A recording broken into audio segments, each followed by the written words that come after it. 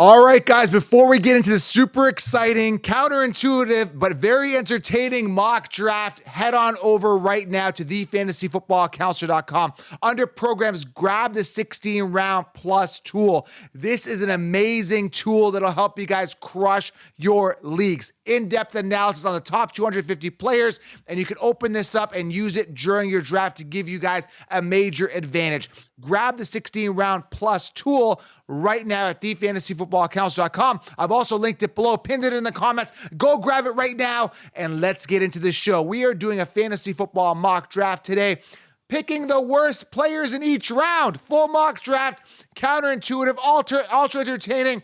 We are full flow fantasy football season. Let's dive into it. I got Jim with us. Let's go. Been knocked down 1,000 times, I ain't going nowhere. Yeah, I'm standing right here. Demons all around, but I ain't got no fear. Welcome to the show, guys. Jim and I are here. We are doing a mock draft here today, ready to dive in. I'm super excited. Jim, welcome to the show, man.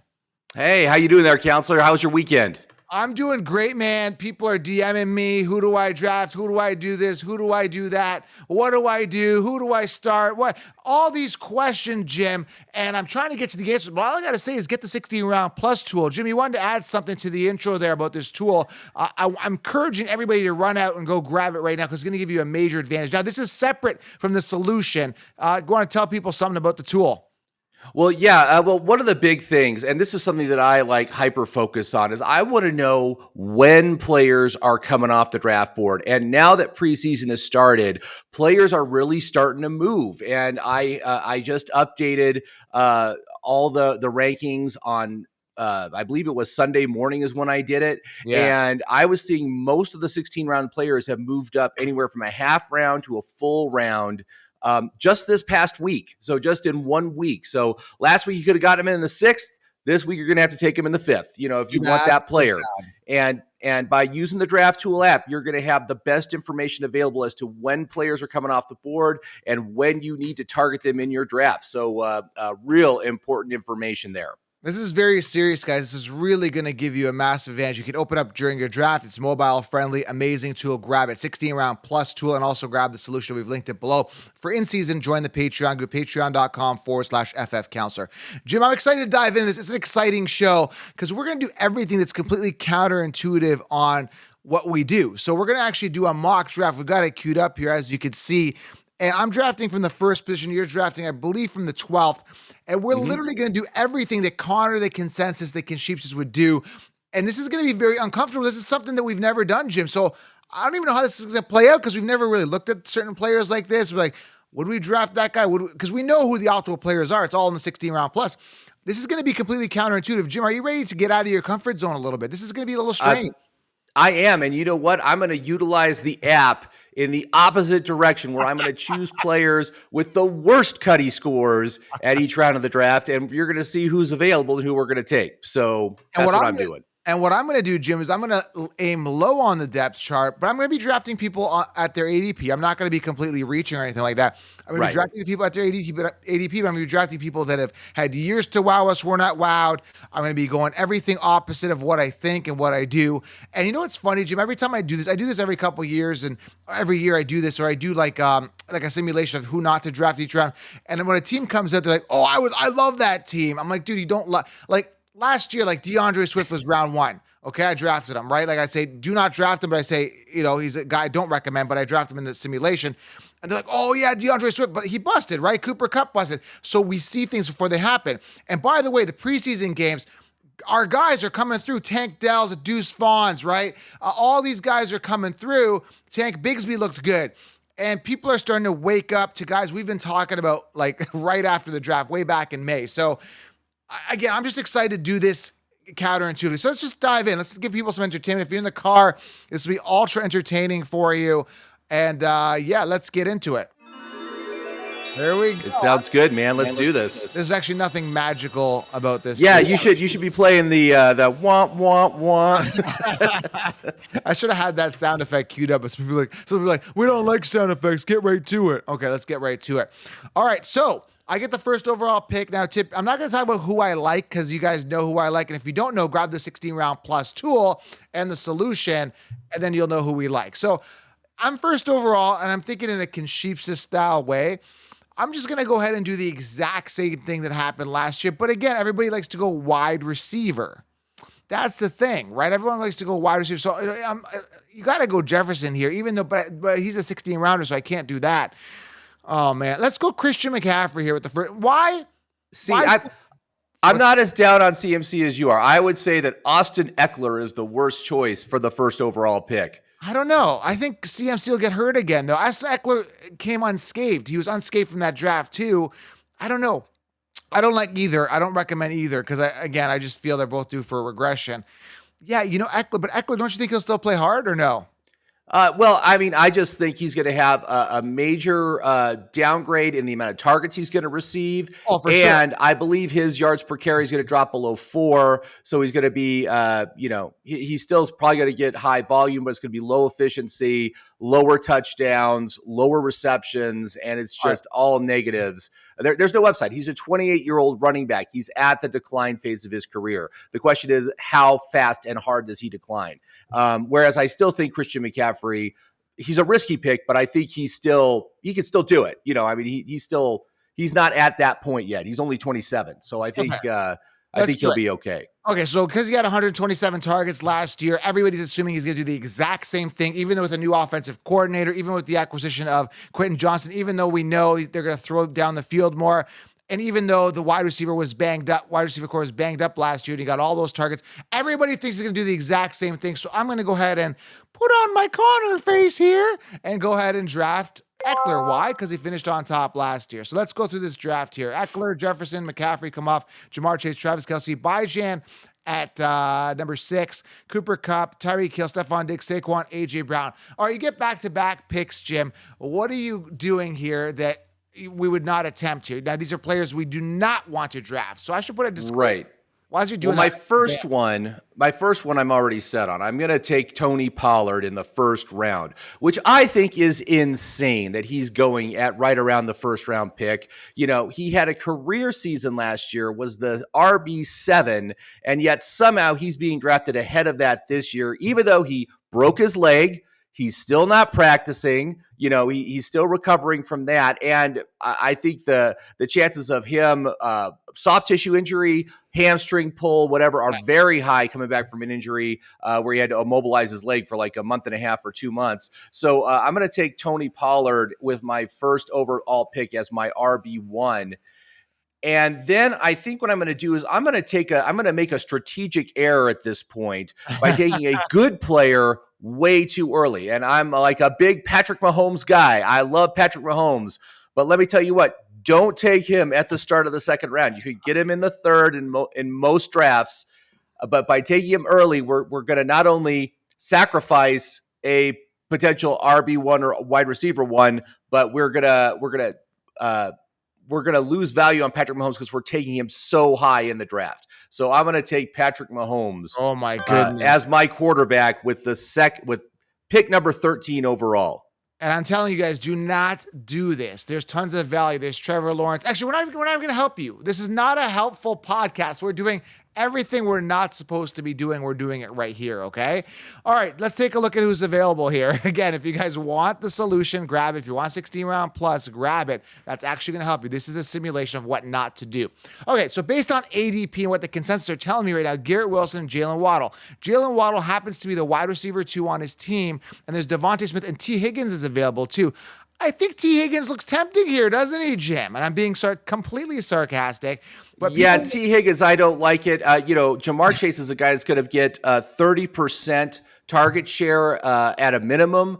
And when that happens, every other receiver on the team can't get enough volume to be consistent. And we saw that last year where T. Higgins was one of the least consistent players on a week-to-week basis, had a lot of goose eggs. Not a lot, but he had several goose eggs And his ceiling is very high, and it's a high scoring offense and everything else. But as far as I'm concerned, he's a bad choice when there's so many better wide receivers on the board. But Jim, this is what people are doing. I thank you for the insight. This is what people are actually doing. This is what the consensus are telling you. They're telling you that these guys, let's take a look at the running backs here. ATN, I don't trust. Aaron Jones is an option here at, the end of second round, early third. So I get back-to-back picks. Higgins is an option here. Why would I get a wide receiver 2 here? Why would I get a Waddle wide receiver? Well, Joe, because they put up top 10 numbers potentially. Yeah, but Garrett Wilson has way more ceiling, right? Chris Olave is, again, we're not giving you advice on how to win. I'm just programmed to help people how to win. Right. Let's just focus on crappy picks. So I'm going to go ahead. Hey, I got another suggestion for you. What's that? Joe Mixon. I can't believe how high he's going. I cannot. I'm listening to the Concheapsis, and every time they talk about Joe Mixon, they're just gushing with how awesome his situation was. And it's like, you know what? Last year his situation was awesome still, and he was horrendous. Outside of one great game, he was garbage. He only had. He averaged 3.5 yards per carry when you exclude the one Gonzo game he had. He only got 5 touchdowns all season. It was awful. And yet here he is. He's like at pick number 30 here. I mean, I do not understand what's going on in people's heads. They're like being blinded by what they think he could do just because it's going to be a great offense. And I think he's done. He's a done player. He's done. I broke the mold. I did something I shouldn't have done. Is I went running back early here, so I shouldn't have. I'm going to go wide receiver because everyone's preaching 0 RB. So again, Eckler was there just based on copy and paste. So I got to go wide receiver. But I heard you on Mixon. I mean, he's kind of over the hill, so I got no desire there. But for demonstration purposes, hey, they're telling us on ADP that Waddle. I'm going to get 2 wide receiver 2s here, and I'm going to stack them. So I get Waddle and T. Higgins here on the turn. I mean, this is ridiculous. I mean, my running backs, I shouldn't have even went running back first, but I just did, but he's going to bust anyway. All right, so you have Pollard, who I think can't handle the workload. Pat Mahomes very early. There's tons of other value at quarterback that'll be just as sufficient. And again, those guys Pat Mahomes could have fell to 3 maybe, or no, he's coming off in 2 typically. You see Allen come off there a couple picks after. So 3rd and 4th pick here, 3rd and 4th on the turn here. What do you got? Well, I think we need to switch back to some terrible running backs here. So I see that Miles Sanders is right at the top of the board. Wow, wasn't he great last year, everybody? He was so great on Philadelphia on his contract year. He was like the RB8 or something like that. And now he goes to a much worse team than Philadelphia. Rookie quarterback. He's playing with a rookie quarterback, and this dude was awful his first 3 seasons in the league. He was just straight up terrible player. So I just can't wait to get him on my terrible team right now. So I'm going to take Miles Sanders there. And then I'm going to keep going with the whole old motif, because we've got a guy that I am avoiding and was horrendous last year because he couldn't stay healthy. He was injured most of the season. But Keenan Allen, the 32-year-old wide receiver from the Chargers. I know his name, and wow, that's a guy I know. So I'm going to take him. Never mind the fact that he is on the decline phase of his career. So this is really sad, Jim. Honestly, again, some of these guys may have good years. Like I'm not like Pat Mahomes. Obviously, will have a good year, but I mean, if you look at the way you're building this team, you're building it on all the red flag players. Like Keenan Allen, 32, they drafted a guy in the first round in Quentin Johnston, and Keenan Allen was banged up last year. I mean, it's over the hill for him. Miles Sanders, like we said, he gave up all those objections. I got, 2 wide receiver 2s here, guys. 2 wide receiver 2s in round 2 and 3. These guys are second fiddles. So yeah, maybe they have good years, but there's just so many better options is what we're saying. So this is actually really, really comical how bad this is going. Because I can see it and you can see it, but to some people, Jim, they may not be able to see this. They're looking at this going, oh, these guys are good. They're based on ADP. Everyone's telling you. But remember, I want to just hold on. Let me just remind everybody here. Last year, DeAndre Swift looked amazing on paper. He was a top 8 running back. Looked great. Cooper Kupp last year, drafted first overall, copy and paste. Jonathan Taylor looked great on paper last year. Dalvin Cook finished outside the top 10. All these guys looked really good. But when the tire meets the road, right, the rubber meets the pavement, look out. It's just reality sets in and everything we told you comes to fruition. And that is that these are bad players, guys, and you should watch out. Be careful, okay? So I repeat, do not draft like this, all right? So for people listening in the car, let's give them a quick rundown of the second round. Second round, Mahomes, Nick Chubb, CeeDee Lamb, Derrick Henry, Josh Allen, Taylor, Josh Jacobs, Amon-Ra, Devontae Adams, Jahmyr Gibbs, Stevenson, and Jalen Waddle. Round 3, Higgins, Aaron Jones, Garrett Wilson, Travis Etienne, Jalen Hurts, Najee Harris, Joe Mixon, Devontae Smith, Mark Andrews, Breece Hall, DK Metcalf, and you at Miles Sanders and Keenan Allen. And then there was a run of Lamar Jackson, Chris Olave, Alexander Mattison, Damian Pierce. Then we had Joe Burrow, Amari Cooper, James Conner, Kenneth Walker, TJ Hawkinson, and Deebo Samuel. Trying to get people up to date if you're listening in the car, and I should have been doing that each round. But there's just too much. This is too much excitement, Jim. I got to get to my pick here, pick number 4. All right, let's go through this. There's so many good options here, sarcasm. I could just get a quarterback like Justin Fields, but I could wait. I'm just going to wait on quarterback. Let's go wide receiver here. DJ Moore, Calvin Ridley. I mean, people are saying DJ Moore because he had a decent preseason catch and run. Terry McLaurin. Hopkins is an option. I see so many people getting Hopkins. He's kind of in his twilight years as well. They're getting him very early with Tannehill on a run-first team, which is pretty insane. You know what? I don't want to wait on tight end. I mean, George Kittle is here. Why wouldn't I get a Darren Waller or George Kittle here and secure my tight end position? Or I can keep loading up on wide receivers and get a Terry McLaurin or a Hopkins here, Jim. What type of terrible decision do you think I should make here? I got back-to-back. You got to go with the old guy, the name that everybody knows, DeAndre Hopkins. That guy's a wide receiver 1. He's an elite wide receiver 1. Never mind the fact that he hasn't been one for the past 2 seasons, and he's been injured most of the time during those past 2 seasons. That's one of the big traps, man, is these players that have been in the league for a long time. Hopkins has been in the league for 10 years, 10 seasons, and he's over 30. I'm getting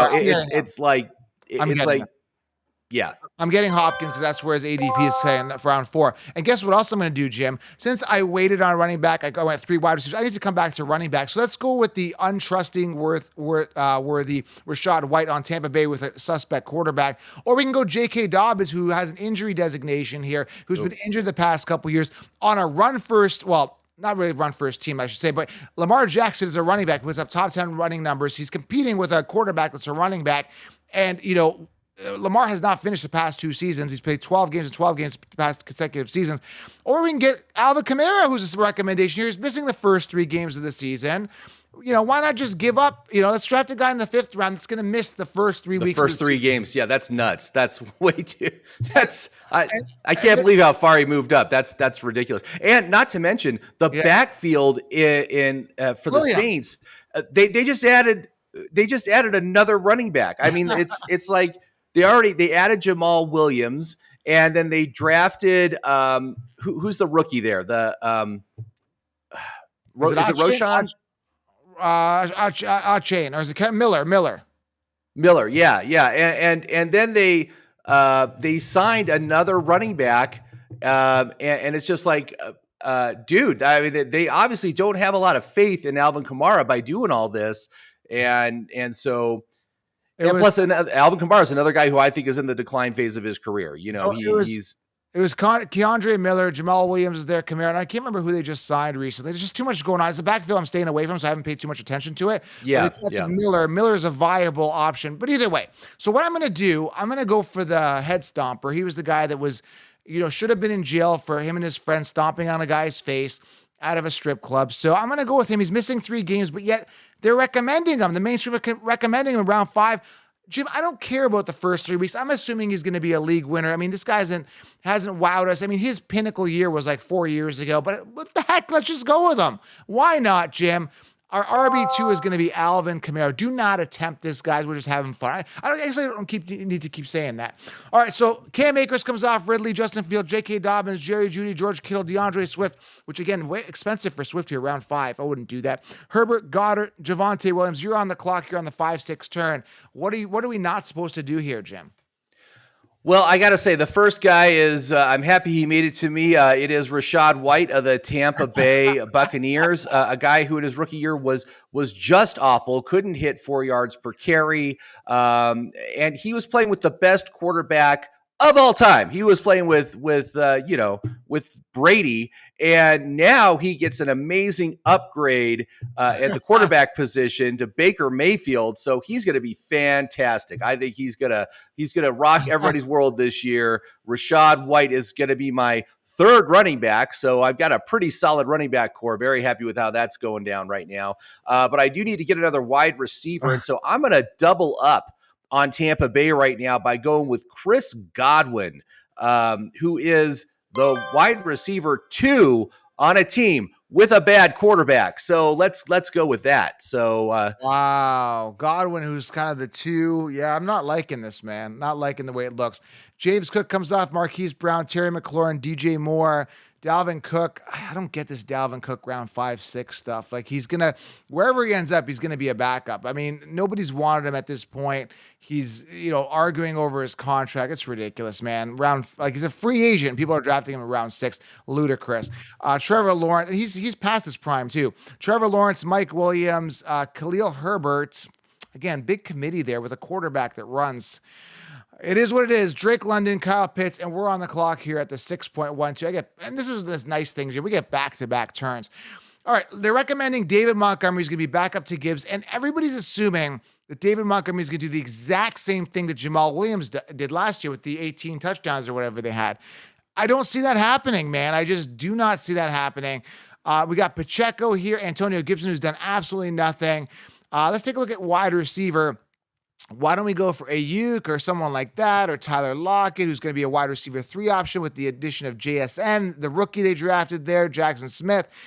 Man, Watson's viable, but we're not going to do that. How about Christian Kirk here? I mean, why not go for the second fiddle in Jacksonville in round 6? What do you think of that? Well, I think what would be worse would be Tyler Lockett at this point in the draft. I mean, it's he seems like a worse pick than Christian Kirk. Christian Kirk does have a good connection with Trevor Lawrence, and I think he's going to be valuable. I think that offense is going to be pretty explosive. So, but you're right, he is the 2. But I say Tyler Lockett is more of a 3. So I would be more inclined to take him as a bad pick on this round. I'm just trying to think of the worst possible pick. I think Montgomery and Ayuk is also probably pretty bad. Ayuk is either the 3 or 4 on that team too. So yeah, as far as the receiver. Okay, so why not just get a wide receiver? That's not aim high on the depth chart, even though I see Deontay could be the one on the team. I know Pickens looked good in preseason. There's tons of other wide receiver ones here, like Christian Watson with a high ceiling. But let's just go ahead and get an Ayuk who's a 3rd or 4th option on his team. Some people say, well, he's due for a breakout this year. Or even a Dotson. Let's see what other bad options there is. I'm just not used to drafting this bad. Quarterback here. Deshaun Watson here, round 6 sounds tempting.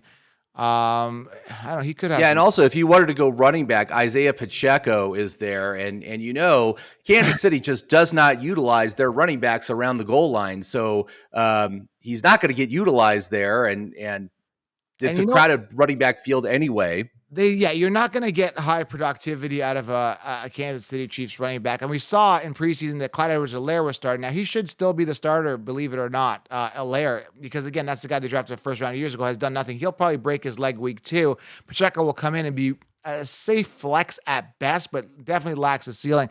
But I think he'll cover me for like 5 points a week while Kamara's gone the first 3 weeks. So I'm going to go ahead here and go Isaiah Pacheco here. Then I get back-to-back picks here.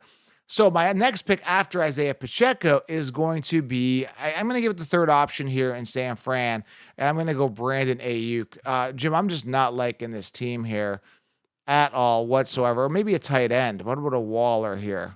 I don't know. He might be efficient. Let's go with Ayuk here because I don't like him at all this year. So, yeah, there's my team so far, Jim. It doesn't look good. Yeah, so what? You got 4 running backs. I'm sorry, 4 wide receivers and 3 running backs now? Yeah, my wide receivers all just happen to be like 2nd or 3rd options on their team. So I'm aiming low on the depth chart, and I got Hopkins, who's well over the hill on a run-first team. But again, all these guys are recommended in these rounds, and my RB2 happens to be Alvin Kamara, who is actually suspended for 3 weeks, and who knows what's going to happen when he comes back. I don't know, man. And Pacheco, who again on a team that just the running backs do not thrive. So. Yeah, that's my team so far. You're up. You're up. All right, so I'm going to go with a guy that I just can't stand, Rashad Penny Again, he's Oh, getting no. talked up. Again, people are talking themselves into Rashad Penny, and you know he's a guy that has been very productive when he's been able to play. But that's the problem. He hasn't been able to play. The dude, I don't think, has played more than 6 games in any season since he entered the league. He is entering an awesome offense, but let's be real. Hurts, the quarterback, is the RB1 and is the goal line back. And then they brought in DeAndre Swift, who's going to be the passing down back. So what's Rashad Penny's role going to be? It's going to be between the 20s on low value carries, and he doesn't catch the ball. So he's like a total wasted pick. Jim, and I hold bet he on a doesn't second. last more than 5 weeks. In Rashad Penny's defense, what they always say is, oh, hold on a second. He averaged 6.1 yards per carry. So when he does run, he is ultra efficient. This is the argument. Believe it, he plays 2 games. He averages 6. I could go in, break up for a run, average 14 yards per carry on 1 run, and I'm a great running back? Come on, man. This is the argument that they're saying for years. I'm not Right. at all. Forget him. Yeah. I mean, the only time Rashad Penny has been good for any extended period of time was right at the end of 2 seasons ago when he managed to put together those final 6 games of the season. Yeah. A good run. He was a very highly rated RB1 during that time period, but the dude has just never been able to string together anything longer than about 4 to 6 games before he gets broken and then he misses time. I mean, remember last year he only played like the first 3 games and then he was out for the rest of the season. He did not play again, and so you know you just don't want that on your team, especially when we're talking this early in the draft. I mean, what round are we on? We're on 8. Yeah, we just finished round 7. You know, take someone like that round 7, no way.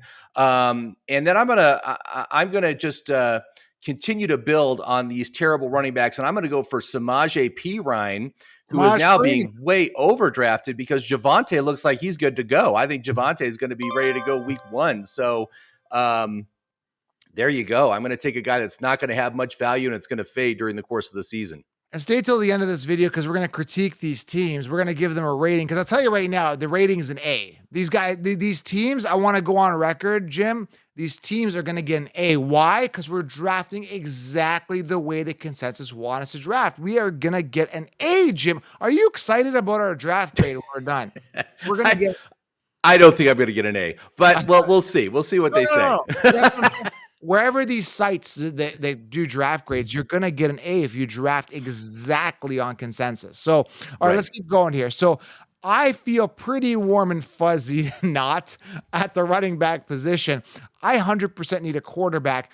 And hey, why not Daniel Jones here in the 8th round here? I mean, he's got that running upside. I mean, at least with the quarterbacks, you can't really mess it up too badly. I mean, you can't because you're going to miss out on the elites. You're going to miss on your Lawrence and Herbert and those guys. I'm going to need a quarterback here. And so I'm going to go ahead and get Daniel Jones as my ace quarterback, which I don't really trust. I mean, his best receiving option is going to be Jalen Hyde, who's a rookie at best. But it is what it is. I mean, he could be good some weeks. And then I definitely need a tight end. But I'm trying to find a worse pick. There's Darren Waller. Gabe Davis, why not go for a guy who's always played second fiddle and, you know, he's got Josh Allen thrown to him, of course. Brandon Cooks, how about that? Hold on a second. Brandon Cooks is an option here?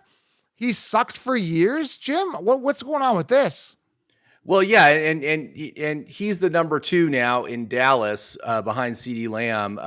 You know, I'm seeing kind of an Allen Robinson kind of repeat here where he's just not going to do anything. You know, he's just not going to be effective. Yeah,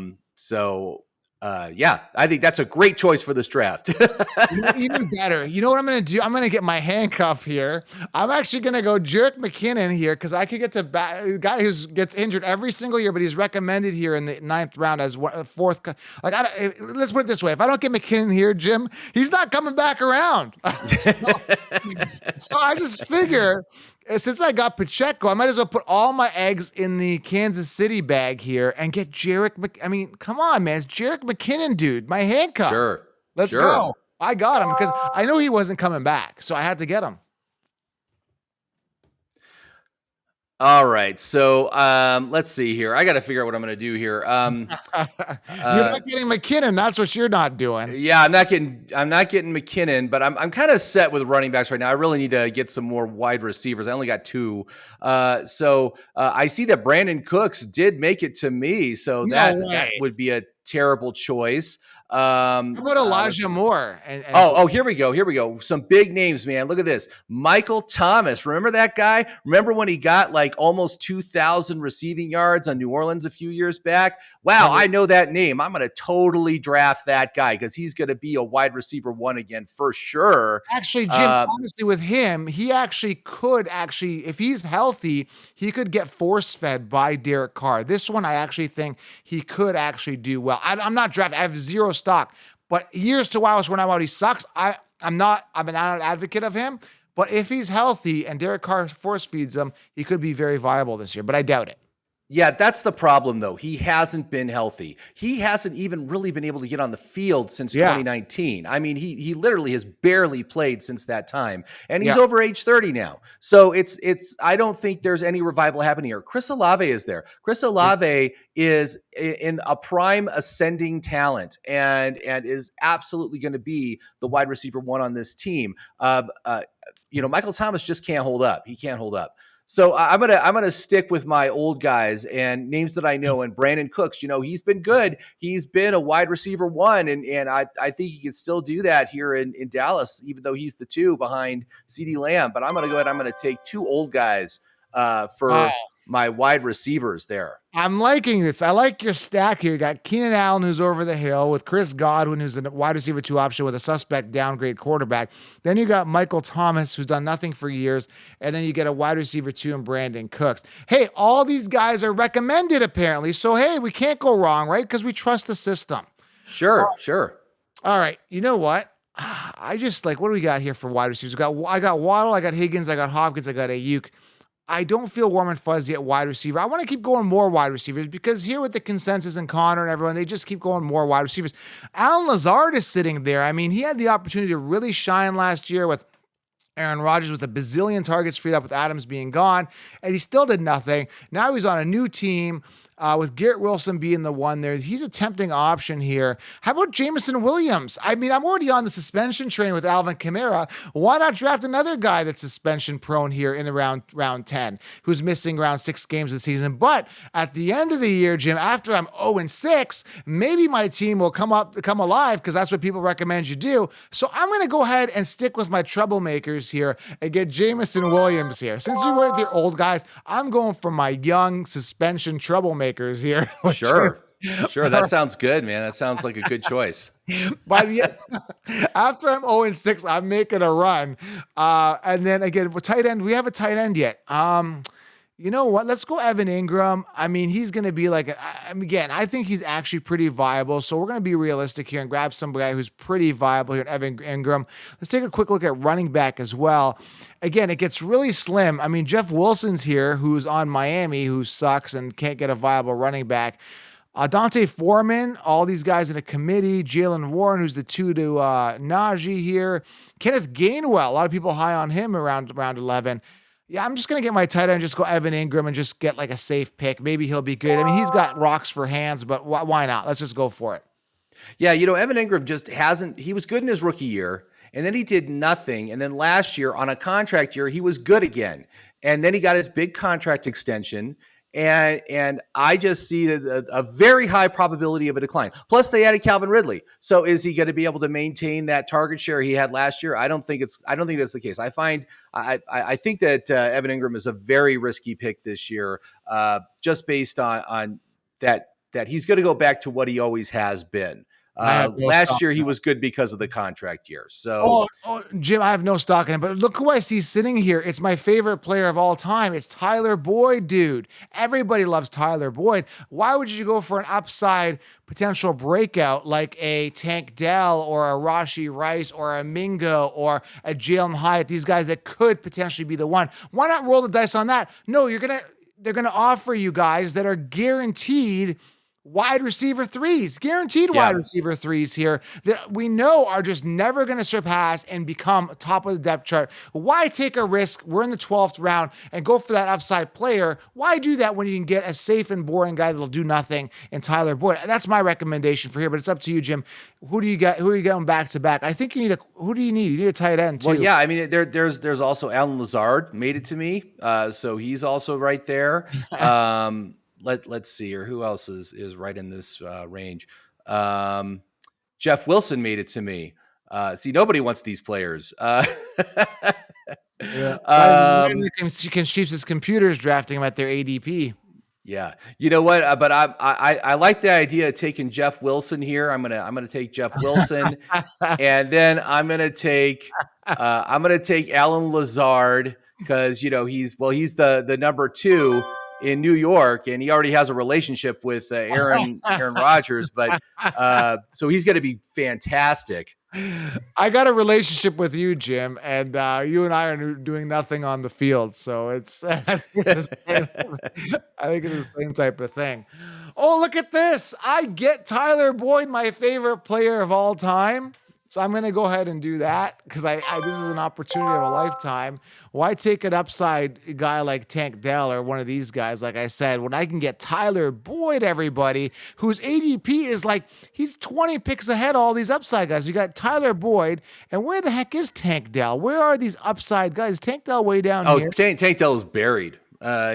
He's like still at about like 190 on the draft board. So he's a guy that's mostly going to be undrafted still, but I think he's going to continue moving up if he has another performance like he did last week. So we'll see what happens there. Tyler Boyd is 12 point, like he was like 56 amongst wide receivers, and all these upside guys like Jalen Hyatt's 86, so 30 behind him, and he's got way more upside than Jalen Hyatt. And you said like, where was he? Like Tank Dell is 105. So he's 50 players behind Tyler Boyd. Imagine if we listened to the consensus, we'd win our leagues, Jim. Imagine. Right. Jeez. And again, I go back and laugh at this every year. That's why we created 16 round drafts. That's why we created 60 round plus guys.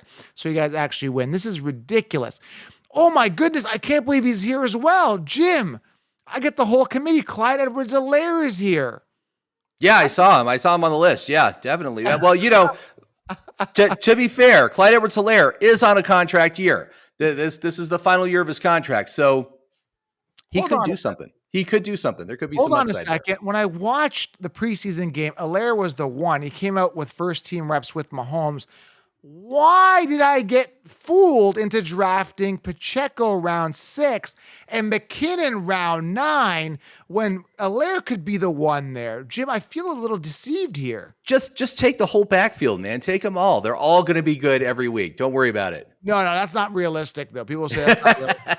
I'm going to go. Everyone's high on Zamir White. Zamir White could actually be viable with Josh Jacobs possibly holding out. And then you got Chuba Hubbard here. I think I'm set at running back with my guys. I mean, I got Kamara, Pacheco, McKinnon, Eckler. I think I'm okay. Not. How about Darnell Mooney, who was the one last year? Rondell Moore, who I don't trust Arizona at all.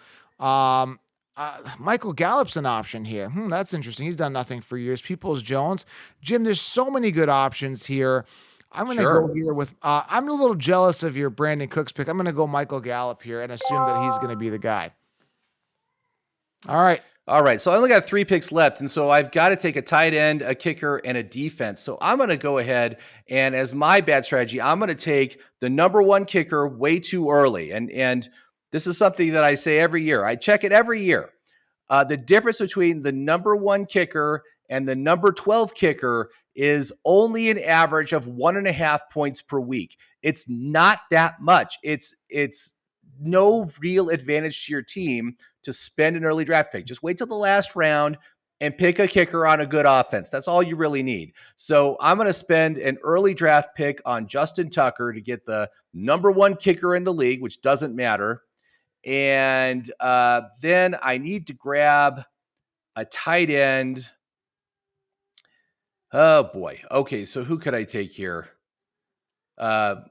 Well, this is actually a pretty good deal. Greg Dulcich is right at the top of the list. I love Greg Dulcich. I'm taking him wherever I can. But we got Chigagonkwo, Tyler Higbee, Gerald Everett, Dalton Kincaid.